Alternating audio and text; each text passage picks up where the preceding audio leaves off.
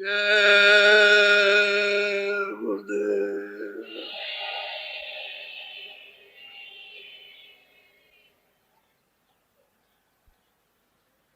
जय गुरुदेव नाम किसका।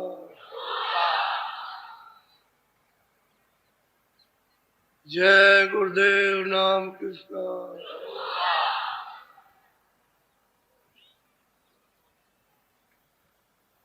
सतगुरु सतनाम तुमको लाखों प्रणाम।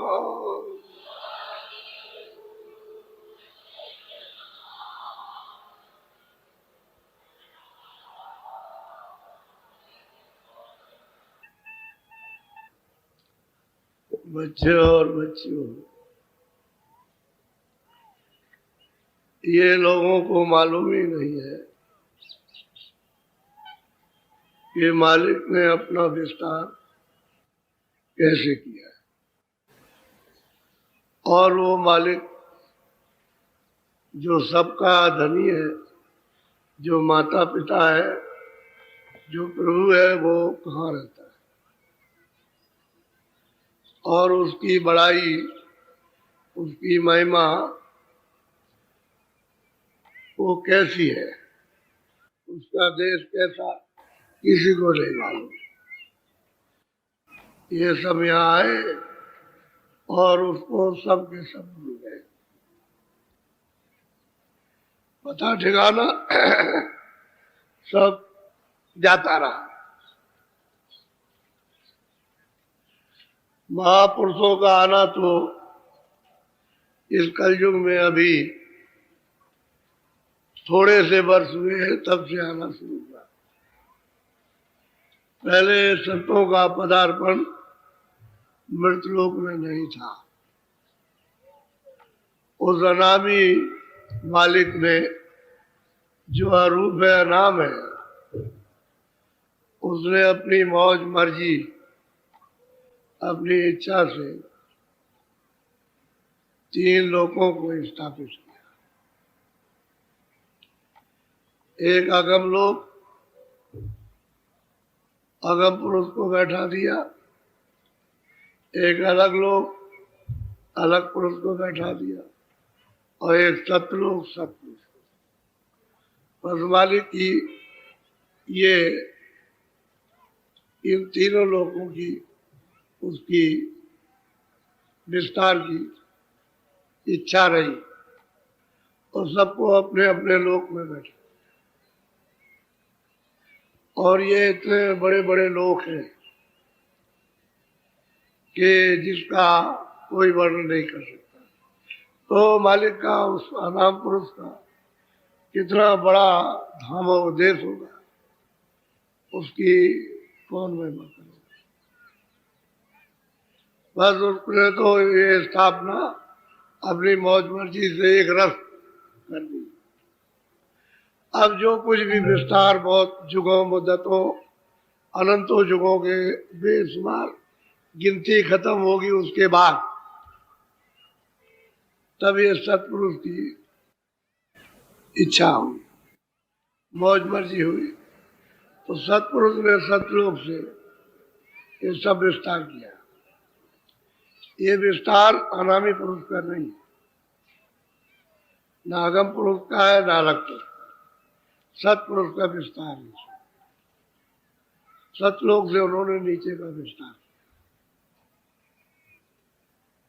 ये किसी को मालूम ही नहीं है, कोई जानता है नहीं, किसी को पता नहीं। जिन संतों ने आकर के बताया कि तुम्हारा देश, तुम्हारा धाम, तुम्हारा मालिक है, वो तो अभी आए।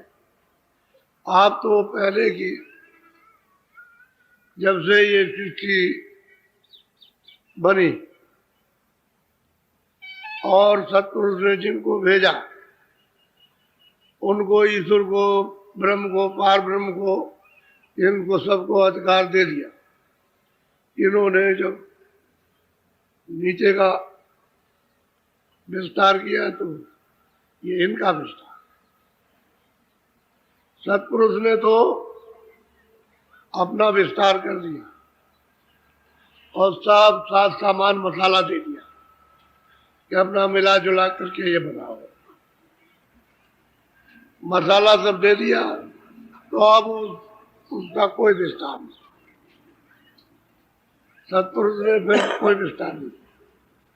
अब तो जिनको नीचे दे दिया उनका विस्तार हो, तो ये किसी को मालूम ही नहीं। फिर इन सब लोगों को मसाला दे दिया और इन लोगों ने पूरी भरपूर तपस्या की, उस मालिक को प्रसन्न करने की कोशिश की, अखंड ध्यान उसका किया, तब मालिक खुश हो गया। सत्पुरुष सतलोक में जो विराजमान है प्रसन्न हो गए, सब से हो गए खुश।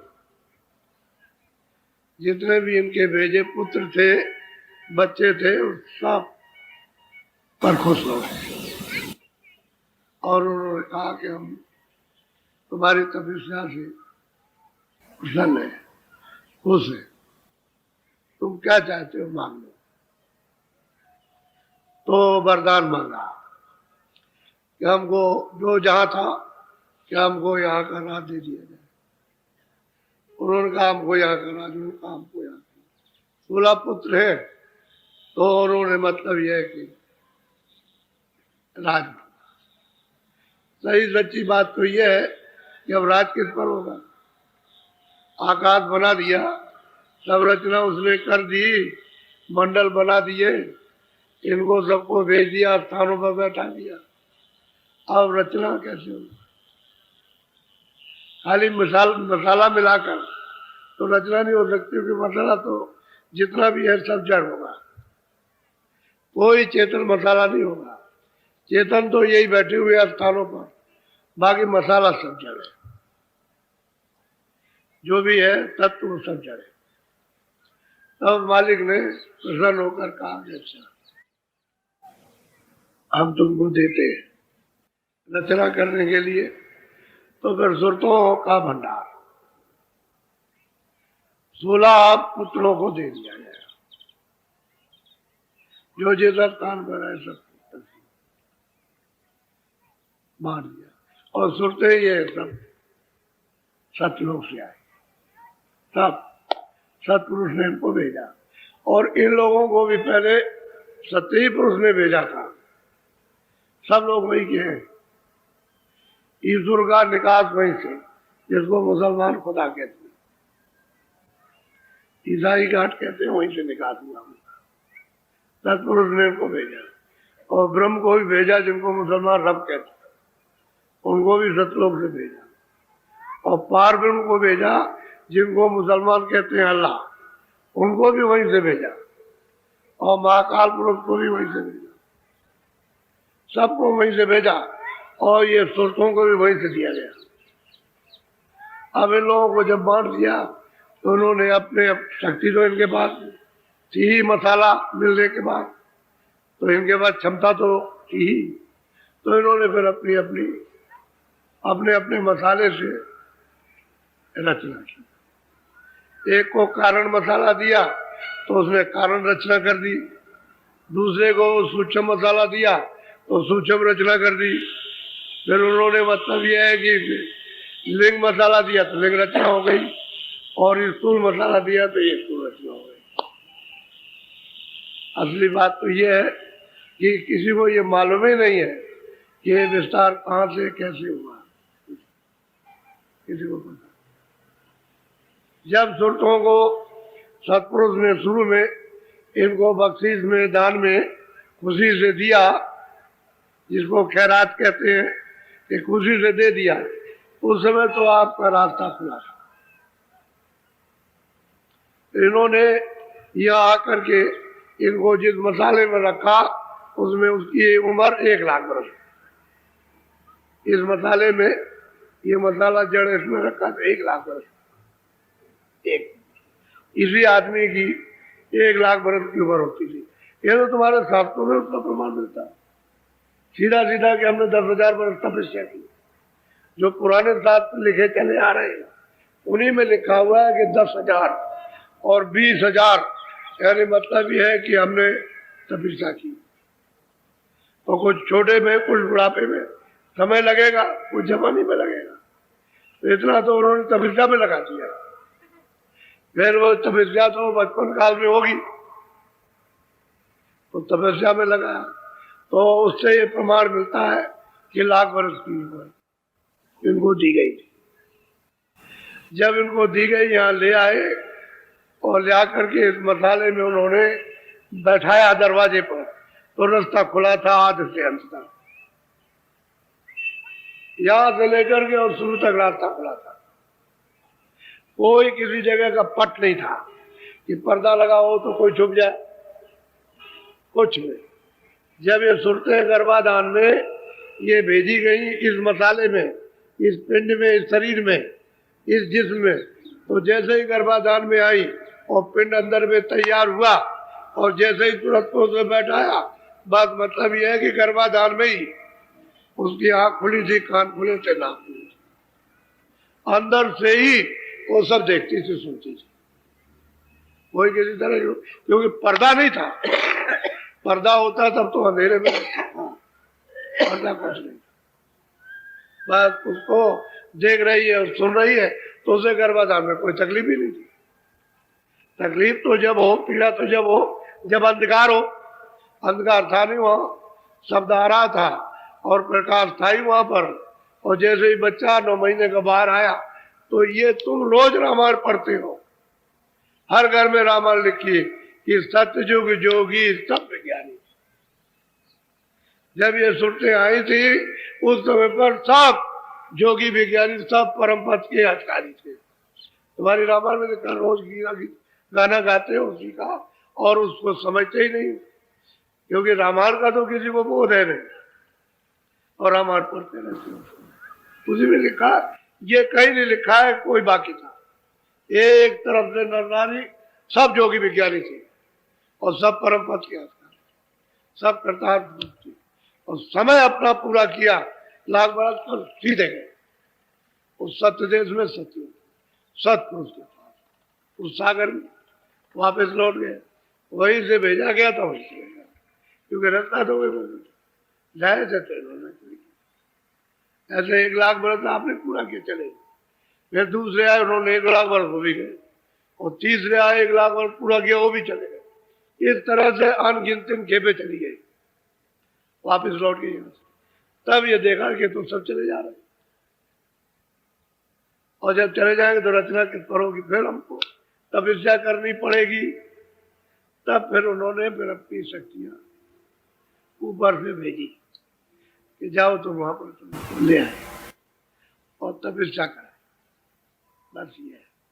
तो तब कराया, और 20 साल का प्रमाण, उससे भी ज्यादा प्रमाण है कि तपस्या कराई उन्होंने। और जब तपस्या कराई तो उनको वाणी सुनाई, उसी को कहते हैं वेद वाणी, कि जो हम बोले वो लिखते जाओ। तो समाधि जब लगाई थी तो जो बोलते गए, वो समाधि में जो उनको सुनाई दिया वो लिखते गए। तो बातें ही ऐसी वहां की, उनकी बातें ही ऐसी कि वो भाषा समझ में नहीं आती। तो उस समय पर उसी भाषा का प्रचलन था, उसी संस्कृत भाषा, एक संस्कृत सरल भाषा और एक मतलब है बहुत ही मतलब है अति कठिन। ऐसे ही फारसी और अरबी उससे भी कठिन, तो भाषा थी उसी भाषा में, क्योंकि चारों वेद लिखे गए। वही है आपका आज विधान, आज का विधान वही है। जब लिख दिया तो वो लोगों को सुना दिया कि भाई विधान मृतलोक में बन गया, और मृतलोक में अब इसका सब लोग पालन करेंगे, सबको अधिकार दिया जाता। तो बस सबको सुनाया कि भाई विधान बन गया, विधान बन गया, और वो सब संस्कृत में था, उसी भाषा में, तो सारे देश में जन जन में प्रचार हो गया। और उस समय पर सबको अधिकार दे दिया, तो कोई तो अच्छा ना था ना बुरा था, न पाप था न पुण्य था। उस समय जब तक ये हड्डी रहेगी, ये हड्डी, तब तक इसमें प्राण, ये उस समय का था। तो इसके माने कि हड्डी में प्राण, तो हड्डी तो बहुत समय तक रहेगी, तब तक प्राण है, इसलिए 1 लाख बरस की उम्र है। उम्र थी, उसे सत्य को हजम करने के लिए इतनी लंबी उम्र न रखे तो ये फौरन वापस जाए, यहाँ वो नहीं रह सकता। हजम करने के लिए इस मसाले में ये जज हो जाए, तब फिर उन्होंने ये विधान बनाया और फिर आपको अपने लोग का बनाया कि भाई देखो मेरे लोग का ये विधान नियम है, अब इसका सब लोग पालन करेंगे, और जो भी पालन, अच्छा करो या बुरा करो, अच्छे का फल आपको अच्छा मिलेगा, बुरे का फल पहले तो अच्छा बुरा को चाहिए, अब उसका आपको फल मिलने लगेगा। तो वो फल तो अब मिलेगा नहीं जो आपको पहले मिलता। जब अच्छा बुरा नहीं था तो आनंद ही आनंद था, सुखी सुख था, ज्ञान ही ज्ञान था, तब तो आप आते जाते थे। अब रुकावट होगी, आप पुण्य करोगे तो पर्दा पड़ेगा, रुकावट होगी, और पाप करोगे तो पर्दा पड़ेगा, रुकावट हो जाएगी। बस ये रहा, यहां से आपकी रुकावट घेराघारी की। तो लोगों ने जोड़ दिया पुण्य करो, पुण्य पुण्य करो, पुण्य करो, पुण्य करो, ज्यादा तक इस पर रहा जोर। अब जो रहा तो पुण्य करते रहे तो पर्दा पड़ता रहा पुण्य, तो वो पर्दा आपको यानी मनुष्य शरीर में भोगना है, उसको भोग के लिए यहाँ फिर जन्म लेना। फिर जब ऐसा ही हुआ तो फिर कोई लोग ऐसा मुझे काम मतलब ये है कि अशुभ भी करने लगे, तो दोनों का कार पाप, पर रुकावट इस बात की हो गई। बस अब सुरते जब गंदगी जमा हो गई तो सुरते रुके, पर्दा पड़ गया तो दीवार लग गई, घेरा पड़ गया, अंधेरा हो गया, उसका बिल्कुल एकदम, पहले तो अंधेरा था ही नहीं, जब गर्मी में ही उसको प्रकाश था, उसको मतलब ये है कि आवाज थी घर में खूब अच्छी तरह से, जैसे मनुष्य शरीर में सुनते हैं घर में सुनते थे, ऐसे देखते थे। तो कहते उस समय था, तो अब वो पर्दा पड़ गया, वो मतलब कोट हो गया, अब इस अंधेरे में रहो। तो फिर रास्ता भूल गया कि भाई इधर से जाऊं किधर से जाऊं, कौन सा रास्ता, किस रास्ते से आया हूं, किस रास्ते से जाऊं, बस अब इतने भूल गए कि अब मानने को तैयार बस। अब अंधेरे आंख बंद करो तो अंधेरा, और अगर तुम्हारा वो पर्दा साफ हो जाए गंदगी का तो आंख बंद करो या खोले रहो उजाला, आंख खोले रहो तो उजाला, और आंख बंद करो तो उजाला। तो फिर कहा, क्योंकि फिर गंदगी नहीं जमा, गंदगी हट गई इसलिए उजाला, इसलिए मतलब क्या आपको मतलब ये आवाज वो वेदवाणी आगे 24 घंटे आती है, एक क्षण भी बंद नहीं होती। अब पर्दा उतर जाए तब, और पर्दा ना उतर तो सबको अधिकार दिया, ऐसा नहीं, पर्दा हटाने का अधिकार सबको दिया कि अपना अपना पर्दा हटा लो। रोका टोकी नहीं है कि आप नहीं कर सकते, ये रोका टोकी तो आपकी व्यवस्था की है, फिर आपने अपना विस्तार किया। जब आपको अधिकार दे दिया तो आप अपना, पहले तो लोग नहीं समझते थे मेरा ये मेरा, कह लगे किसी का नहीं, हम लोग प्रेम प्यार से रहते हैं, एक दूसरे के काम आते हैं और वापिस गए। तब तो ये प्रेम की नगरी थी, सात्विक की नगरी थी, प्रेम की नगरी थी, और मतलब दया की नगरी थी।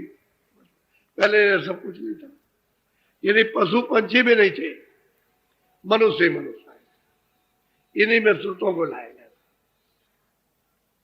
अब मतलब यह कि जब आपने मतलब इनको बांट दिया, आपको अधिकार दे दिया, तो उसने कहा देखो भाई ये गलती करोगे तो मैं यहाँ रखूंगा, ये गलती करोगे तो मैं यहाँ रखूंगा, ये गलती करोगे तो मैं इस कर्म की तुमको सजा दूंगा कि ये कर्म मत करना, ये करना। तो अगर आपको सजा, तो आपने सजा वाला नहीं कर्म किया, अच्छा किया तो उसका भी तो भोग तैयार हो गया, पुण्य का भी तो भोग तैयार है, और पाप का तो उसने जेल खाने बनाया। अब हम तो जेल खाना कहते, उन्होंने 4 खाने बनाए, यानी 4 खाने उन्होंने बनाए, अंडज पिंडज उपमा सावर, हम इसको जेल खाना कहते कि इस शरीर से निकाला उसको बंद कर दिया, अब आप जेल खाने में बंद हो गए, और फिर कब निकलोगे उसका कोई अंत। ये बात अब यही है कि पाप और पुण्य, ये कौन कहता है कि पाप पुण्य का फल नहीं मिलेगा, वो तो रोज ही चिल्लाएगा कि जो करोगे सुनो, रोज कहा जाता कि भाई न तुम पाप करो न पुण्य करो, क्यों आप करते हो पाप पुण्य की, मेरा तुम कुछ मत करो कि मेरा कुछ नहीं। तो न पाप कीजिए न पुण्य कीजिए। जब जीवों को तुम्हारे शरीर द्वारा कोई भी तकलीफ नहीं होगी तो फिर आपको लगेगा नहीं पाप, कुछ लगने को नहीं। पाप पुण्य तो जब लगेगा जब उसको तकलीफ होगी। अरे भाई पाप पुण्य तो तब देना पड़ेगा जब उसको आराम दोगे। ना तुम आराम देते हो ना तकलीफ देते हो, तो लेन देन किस बात का? लेन देन तो इसी बात का है कि ये तुमने लिया और ये तुमने दिया, और तुमने ये रुला करके लिया दिया तो वैसे रुला करके और खुशी में लिया दिया तो लेना तुमने जैसे जैसे लिया दिया ये देना, ये अदला बदला कहावत नहीं तुम्हारी किताबों में लिखा, ये अदला बदला सब देना पड़ेगा। तो जो पुरानी किताबों में उसके भूल गए, जो आज की किताबें हैं ऋषियों मुनियों की उसको भी आप भूल के बैठ गए। संत तो आए नहीं थे तो संतों को तो आना नहीं, इसलिए ठीक है उस समय पर आप उसको नहीं मानते थे, इन्हीं को मानते जो मांग करके ले आए, आप उन्हीं को मानते। चलो ईश्वर को मानते भाई, ब्रह्मा को मानते, विष्णु को मानते, इन्हीं को मानते, लेकिन वो भी आपने नहीं माना। अब पूछा जाए कि ये कहाँ है तो आप क्या बताओ, इनके पास कैसे जाएगा वो भी नहीं बताना। तो बड़ा भूल भुलैया हो गई, कर्मों में फंस करके भूल भुलैया हो गई और भटक के अब इसमें उतर गए, खाने पीने मारने पर उतर आए। अब जिसको पाओ उसको मार दो। अभी तो ये दशा तुम्हारी होने जा रही कि ऐसे उतर जाओगे नीचे घाट पे कि औरत को काट दो, बच्चे को काट डालो, मार दो। अब ये हो रहा कि बच्चे मार दिए, अब भूख में बच्चे मार दिए, बच्चे मार दिए, खुद मर गए उसी भूख में। तो आप ये फिर जो कर रहे हो ये फंस नहीं, इसी से फिर बंद कर देगा, ले जाएगा नरकों में, फिर याद कर। आपको क्या मालूम कि नरकों में क्या सजा दी? महात्माओं ने जो देखा वो सब वर्णन किया, इसलिए ये वेद किसी को मालूम नहीं है। 700 वर्ष हुए, अभी 1000 वर्ष भी नहीं हुआ, 700 वर्ष हुए जब से वो महात्मा महापुरुष उस सत्पुरुष ने भेजा, जाओ जाकर के जीवों बताओ कि तुमको बहुत तकलीफ है और मैंने तुमको भेजा था और तुमको यहाँ फंसा लिया गया और तुमको आने का रास्ता बंद कर दिया और तुम बहुत दुखी हो, रोते हो, चिल्लाते हो और 84 में नरकों में नाना प्रकार की यातनाएं, तो तुम चलो वापस लौट चलो, घर चलो, ये तुम्हारा घर नहीं है। तब फिर महापुरुषों ने तो आपने तो पहले विरोध किया, सबका विरोध किया, जितने भी महात्मा है जिनको आप कहते हो पूरा पूरा उनका विरोध हुआ, सबका विरोध किया। भाई उन्होंने क्या आपके साथ में अन्याय किया, क्या किया उन्होंने? अरे भाई तुमको ले जाने के लिए भाई चलो चलो अपने घर में चलो, ये घर तो है नहीं परदेश, और सरासर यानी कोई सामान तुम्हारा नहीं, जबरदस्ती कहते हो मेरा, और इसके लिए विलाप करते हो और वो लिए जा रहा है, इसलिए तुम्हारा किराए का मकान। तो जब किराए का मकान ये है तो जो सामान है उसका मकान का वो तेरा है, वो भी तो किराए में मिला, उसको भी तो समझना चाहिए कि मकान किसी का, सामान किसी का।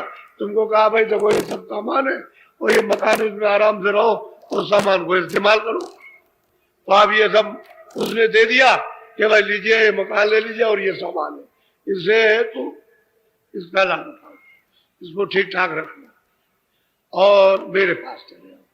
तो उसके पास भी नहीं जाते, उसने ये नहीं कहा कि मेरे पास मत आओ, तो मेरे पास चले आना, लेकिन कैसे आना?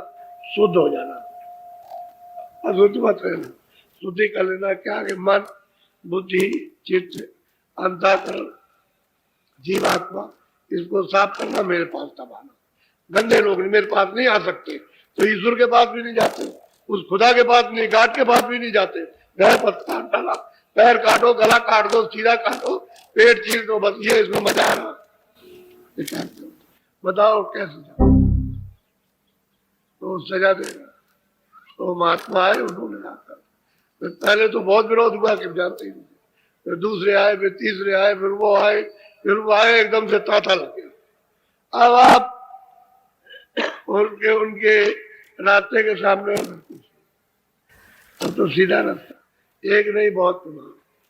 आप ये कहोगे भाई किसने पाया, किसने देखा, कौन पहुंचा, किसने जाना, तो अब तो बहुत प्रमाण, एक दो प्रमाण। तो असल में बात ये उन्हीं की खोज के लिए कि अपने घर में जाना है, अपने उस सागर में जहां से तुम आए हो वो अविचल धाम है, अविचल देश है, कभी चलायमान नहीं, छोटा बड़ा नहीं, वो सदा एक रस चले वाला। वहां काल नहीं, कलेश नहीं, दुख नहीं, सुख नहीं, पाप नहीं, पुण्य नहीं, जन्म नहीं, मरण नहीं। कोई मतलब ये है कि धन दौलत सोना चांदी ये कुछ कोई झगड़ा नहीं हुआ। वो तो मतलब है वहां उसको सागर को छोड़ करके आए अपने आनंद, अपने सुख को अब छोड़ करके परदेश में आकर अब यहाँ फंस गए, ढूंढ रहे तो कहीं भी नहीं मिल रहा किसने। अब अंत में अभी दांत निकले जा रहे हैं, अभी फिर चिल्ला पड़ोगे, बस कुछ नहीं, समय पूरा हो गया। अब चलने की तैयारी हो गई कि सुबह जाओ शाम को जाओ। तो ये तो जीवन में कम से कम उनके पास तो जाना चाहिए था जो घर का भेज जानते। तो वो जो ले आया था उसको भी बताते कि देखो ये ले आया मांग करके, तो चलो उसके पास चलो पहले, तो उसी के पास चले जाते, तो चलो हमारे साथ चलो, तो पहुंचा देते। तुम कहीं नहीं जाने को तैयार, अभी कह दिया जाए कि चलो विष्णु महादेव के पास, तो कहेंगे वहां नहीं जाएंगे, हम तो यही रहेंगे इसी जगह पर, यही ब्रह्मा यही विष्णु, सब यही भगवान, कहीं नहीं। अब जीव तुझे चाहिए, अंधे बन गए, बहरे बन गए, सुनते भी नहीं, बुद्धि के कहते हैं कि, और मतलब पागल हो गए, समझते ही नहीं कुछ, ना कहना मानते हैं, ना समझते कुछ, और न चलने की तैयारी करते, बस इसी में बदले हुए तो रास्ता भूल गए, भटक गए। अब आपको कितने युग हो गए, अब जब तक कृपा नहीं होगी, दया नहीं होगी, तब तक आप। और महापुरुषों ने बहुत संस्कार डाले, छोटा मोटा संस्कार नहीं डाला, बहुत डाला। और संस्कार जो पड़े हुए हैं उनसे महात्मा पकड़ लेंगे और फिर संस्कार डाल देंगे। वो तो करते ही, पकड़ते जाते संस्कार, नहीं पकड़ते उनमें संस्कार, उसको पकड़ेंगे उनमें संस्कार, उसको पकड़ेंगे उनमें संस्कार, ऐसे डाल देंगे कि चाहे तुम्हारा कली सली छूट जाए, लेकिन संस्कार डाल दिए फिर वो बात। तो उनकी बहुत बड़ी अपार दया है। यानी कहने का मतलब है कि वो वहां से जब आते हैं, ये संत आते हैं तो खुद आता वो, वही उसका अवतार है। वो सत्पुरुष के अवतार होते हैं, वो ईश्वर के अवतार नहीं होते।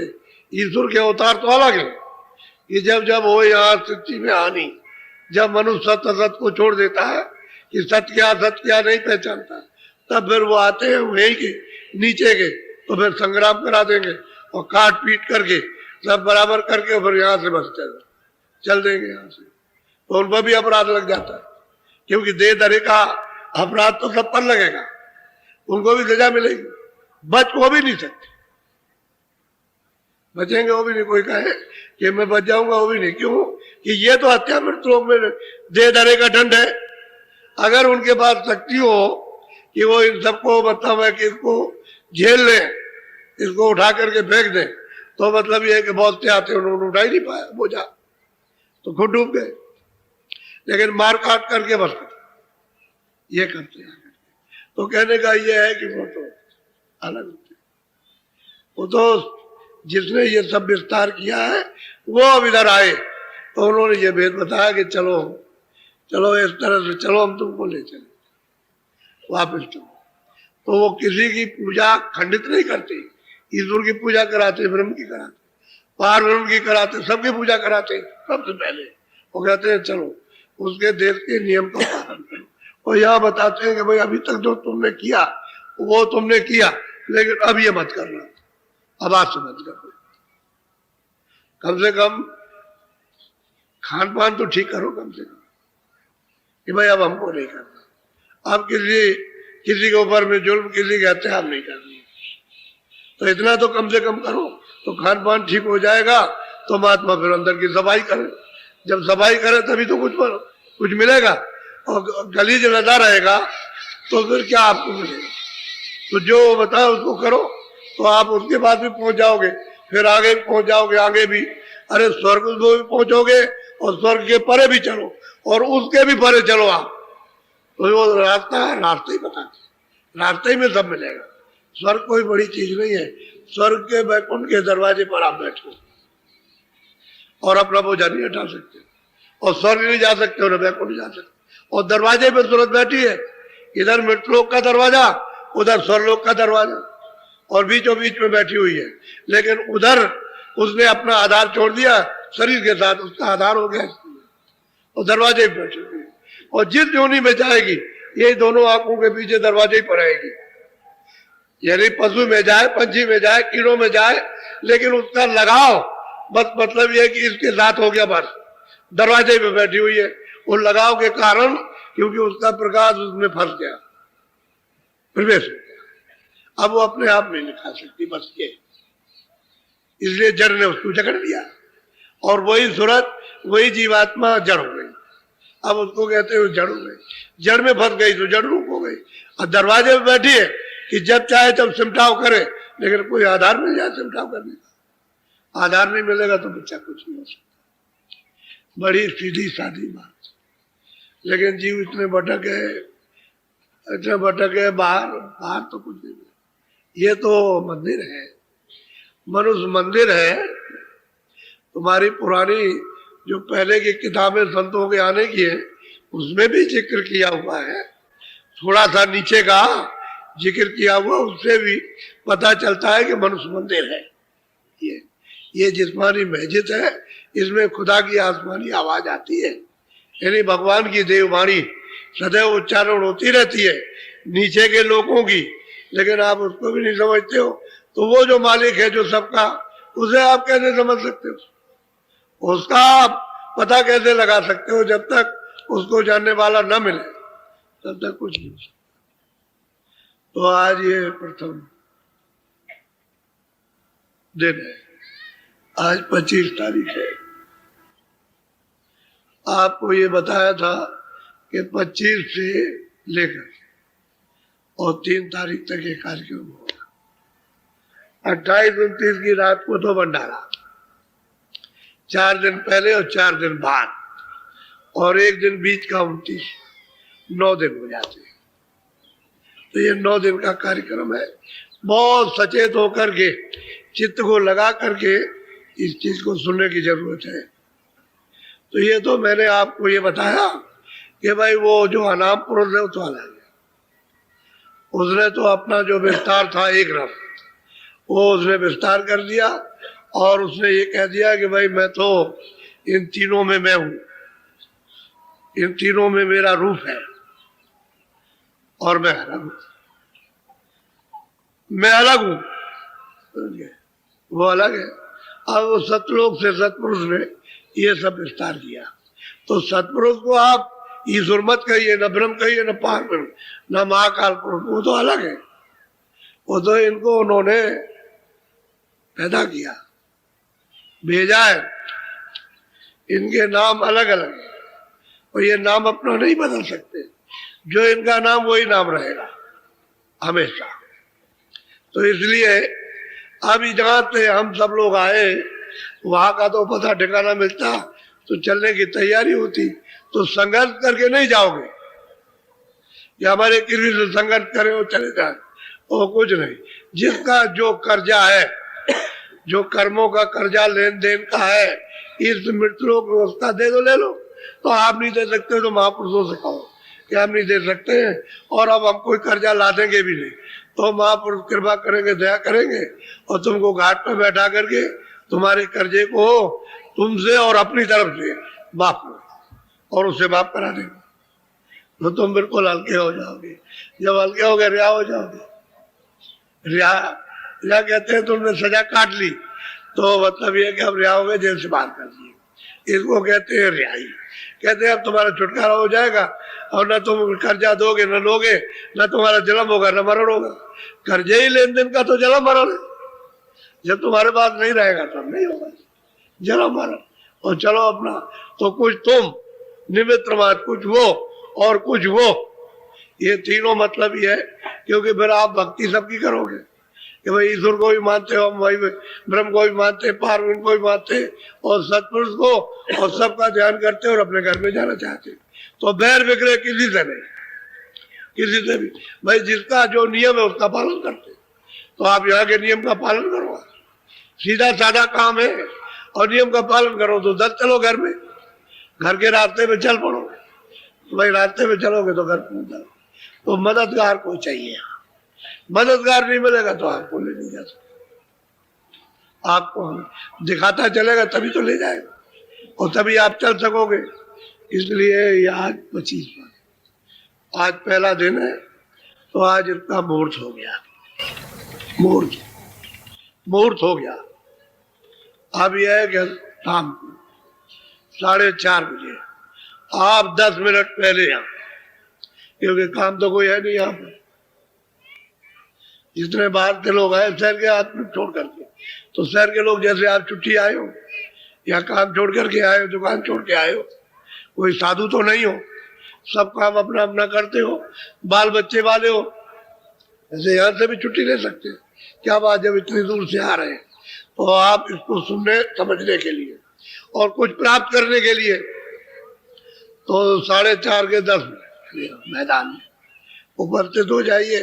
और पूरी बात जब आप सुनेंगे समझेंगे तभी कुछ पकड़ सकते हो, जब तक सुने समझेंगे नहीं तब तक क्या पकड़ में आएगा, क्या आप चलोगे किस तरफ को, कुछ पता ही नहीं रहेगा। तो इसलिए भूल भटक को अपनी मिटा लो और सीधे सीधे होकर के चल दो। क्यों भूल भटक में फंसे पड़े हुए हो, घर ही तो जाना, जाते आए वही तो पहुंचना। अरे उसी प्रभु का तो दर्शन करना है, तो और तुमको क्या चाहिए, तुम्हें और कहीं तो नहीं लिए जा रहे, प्रभु के दर्शन के लिए तो कहीं रहे, तो और तो दूसरा नहीं, जो सबका जो दाता है, जो सबको देता है, उसी के पास पहुंच चलो। अगर और किसी के पास ले जाए तो मत जाओ। बोलो जय गुरुदेव।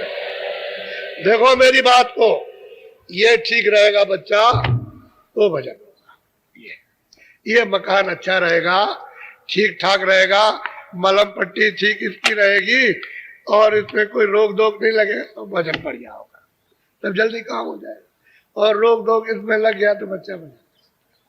इसीलिए इस मकान को ठीक से रखना चाहिए।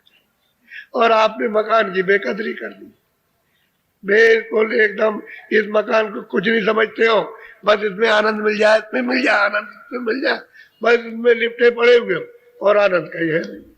आनंद से कहाँ मिलेगा, आनंद का जो खजाना वो तो तेरे अंदर भरा, वो तो महात्मा जानते हैं कि यहाँ खोदेगा तो आनंद का भंडार मिलेगा, और उसको तू खोदना जानता नहीं और जानने वालों के पास पहुंचता नहीं, तो आनंद कैसे मिल जाएगा, आनंद तो इधर है नहीं।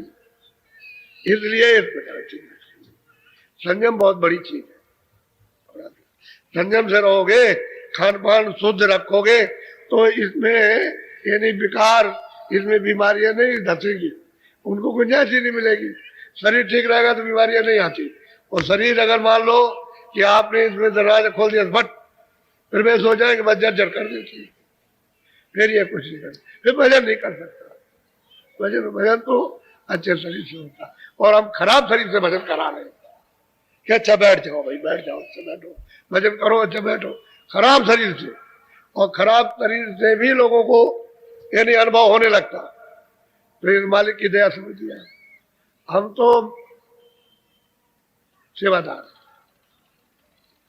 हम तो सेवा करते हैं, अब ये सेवा ही है और क्या, और क्या है कि भाई चलो लगो भाई लगो, हर वक्त मेहनत करते रहो, हर वक्त मेहनत करो, तो सेवा ही है और क्या है। इसमें मालिकपन का कौन सा काम ही बताइए, मालिक पर मालिक तो बैठा हुआ।